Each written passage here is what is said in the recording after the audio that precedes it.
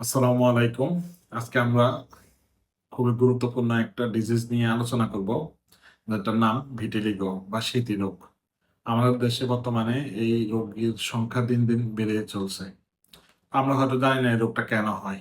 তো স্মৃতি রোগটা একটা অটোইমিউন ডিজিজ। অটোইমিউন ডিজিজের আসলে অ্যাকচুয়াল যদি মানে একবারে স্পেসিফিক কজ যদি কেউ বলে সেটা আসলে বই বা বিভিন্ন রিসার্চেও আননোন রয়ে গেছে। এই স্মৃতিরোগের ক্ষেত্রে কারো যদি ফ্যামিলি হিস্ট্রি থাকে, পরিবারে যদি কারো যদি স্মৃতি থাকে, তাহলে সেক্ষেত্রে হওয়ার ঝুঁকিটা বেড়ে যায়। এই রোগের মধ্যে এই ভিটিলিগোতে যেটা হয় যে শরীরের যে ত্বকের যে রং তৈরি করার যে কোষগুলো মেলানোসাইট গুলো ধ্বংস হয়ে যায়।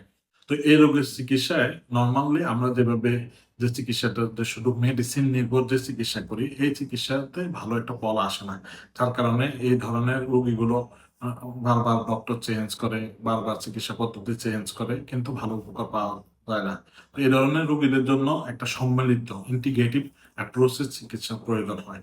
যেখানে থাকবে তার হেলথি লাইফস্টাইল, যেখানে তাকে খাবারের দিক থেকে খুবই ইম্পোর্টেন্ট। খাবারের বিষয়টা তাকে খুবই গুরুত্ব সহকারে দেখতে হবে। বিশেষ করে তাকে ন্যাচারালি উৎপাদিত খাবারগুলোর উপরে ডিপেন্ড করতে হবে। কোন ধরনের প্রসেস ফুড খাওয়া, অতিরিক্ত চিনি খাওয়া, তারপরে জাঙ্ক ফুড বা ফাস্ট ফুড ধরনের খাবারগুলা এই রোগটাকে আরো বাড়ায় দেয়। এক্ষেত্রে কিছু ভিটামিন বা মিনারেল ডেফিসিয়েন্সি থাকলে এই রোগ থেকে পরিত্রাণ সহজে পাওয়া যায় না। তো সেক্ষেত্রে আমাদেরকে দেখতে হবে যে এই রোগীর ক্ষেত্রে vitamin B12, vitamin D, vitamin C, এছাড়াও জিঙ্ক, কপার, ওমেগা বা প্রয়োজনে প্রোবায়োটিক খাওয়া এই বিষয়গুলো খেয়াল করতে হবে। এবং এক্ষেত্রে ত্বকের একটা যত্ন নিতে হবে।